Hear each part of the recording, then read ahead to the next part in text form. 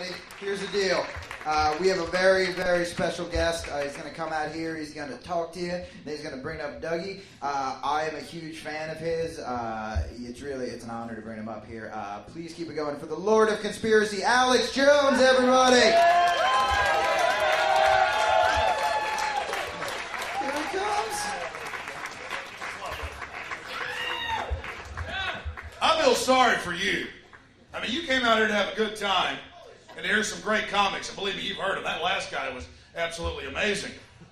Now, Doug's great, too. He's a degenerate atheist, but other than that, he's a pretty good guy. No, but seriously, I'm not a comedian. And I've heard a lot of stuff about Iraq, and I've heard some other comments about politics, and let's just go over some basic stuff here for a minute, okay? This is not a drill. This is some serious shit. All right?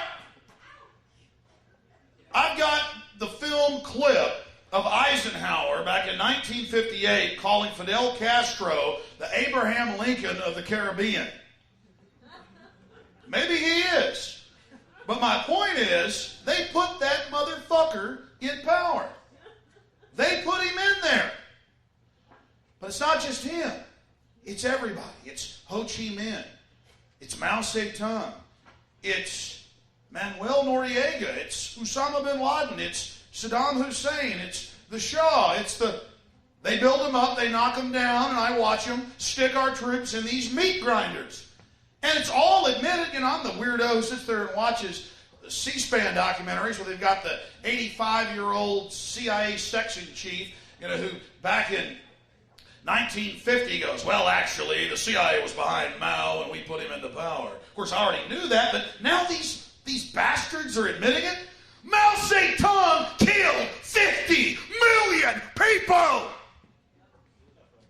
And they want to sit around and tell me about Saddam Hussein for some war for $4 trillion in oil? Oh, we wouldn't do that over oil. We're just the big badasses in the 100-story buildings that own and run the nuclear weapons, that own your private prisons, that they're going to stick you and your family in as soon as they find you doing something wrong, some bullshit law they created. So this is the reality. And I have to sit here and watch him setting up a living hell for all of us. The boys running this country, and I mean Mr. Kerry and his cousin George W. Bush, his coffin made at Skull and Bones. These guys are the ones who put the Hitlers and the Stalins in. They're the people that create the crises to offer you the solutions.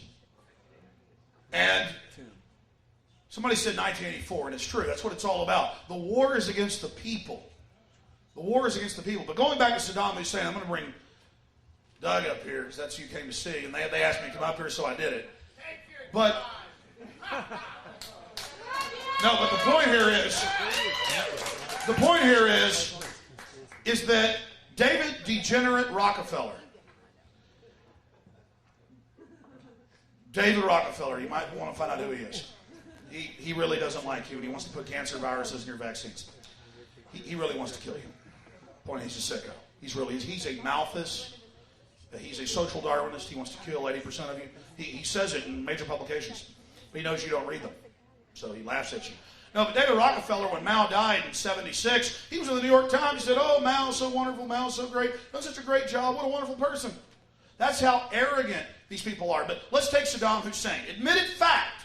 1954, young 18-year-old guy. They hire him, CIA, takes him to Egypt, trains him how to kill people. Trains him how to blow stuff up, shoot people. They send him into Iraq. Oh, he kills hundreds.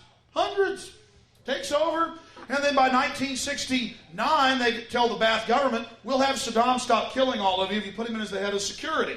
Kind of like they're about to put Porter Goss in as the head of our security, our new Gestapo. And then in 1979, they put him in as the president, and they say, sick him, get him, admittedly, attack, Iran, kill. And he kills 1,300,000 of them damn Iranians. And then a few years later, they tell him, go ahead and invade Kuwait now. Why the ambassador, April Gillespie, sits there on a chair with him and goes, we think you should invade immediately. It's even on film. And he rolls in, follows orders. And I watched that guy 2 years ago sitting there all freaked out with his cat going, I've been set up. It's on the Arab TV. I was ordered to do all of this.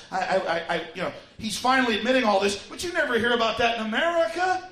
So do I like Saddam Hussein? Hell no. I hate this guy, this hitman they created. But it's the same thing with all these people. Noriega, all of them. It's a joke. They've got to have somebody to bomb, so they go out and create the boogeyman and have him do some mischief. It's just incredible. And, growing up, young man, you can be president. Any young lady can be president. We can all be president. It's a free country. Is that why you've got 15 members of Skull and Bones each year out of 290 million people? 15 members each year. And we can't even have 2 presidential candidates that aren't from that group? Hey, you're blowing my buzz. Now, you see, this guy says I'm blowing his buzz. Tell jokes or get off the stage. See there? See there? Come on, man. We're here to have fun. Hey, get off the stage. see, they asked me to come up here. You're blowing my buzz. He wants stage. I told you. Hey, what do you say to it? What do you say to it? You guys want him? Hang on, he's about to do the tit fuck joke. Exactly. Shut up! This is for me, asshole. All right. No, seriously. They asked me to come up here. Thank you, Doug. And that's why I was going to say I love Doug. He may be a degenerate atheist, but my God, he's a hell of a lot better than the Christian Coalition. Hey, did you see the New York Post 2 weeks ago? Now, I'd already broken in there and proven all this, but it said, top gay porn stars servicing Republican leaders at the Bohemian Grove. You want to know where the FBI needs to be investigating people, it's over there. But that's my point, is it's totally hypocritical. The whole thing's a giant scam. And, I forgot this guy in the stratosphere who wants to go back to Kansas. You're not in Kansas anymore. I forgot where I was at when he interrupted me. As I was closing down. As I was completing my bombardment of the gray matter. What was it? Yeah, was that what I was talking about? All right. What? What were you talking about? What did I call you? I called you a big fucking pussy. What I called you, Bruiser? Bam! Bam! You're a big badass. You don't want to hear the truth because you're a little coward. You can't handle the truth. You don't want to hear about 50 million people. You want to sit there. Hey, I'll be sitting right there when you're done, boy. That's right, you little weasel. I called you a little punk. Yeah. Yeah. That's a coward right there, folks. That's a coward. That's a punk bitch who loves the New World Order. As I was saying, though, hey, you want to be slaves? Don't worry. There's 7 million of you in prisons now. They're building more. And when you're in it, crying for somebody to help you, why am I? I'll be asking for you. Yeah, no. You'll be asking why the 5 big guys got you bent over the table, and you'll be wishing you weren't a slave, punk. Because you weren't man enough to face the New World Order.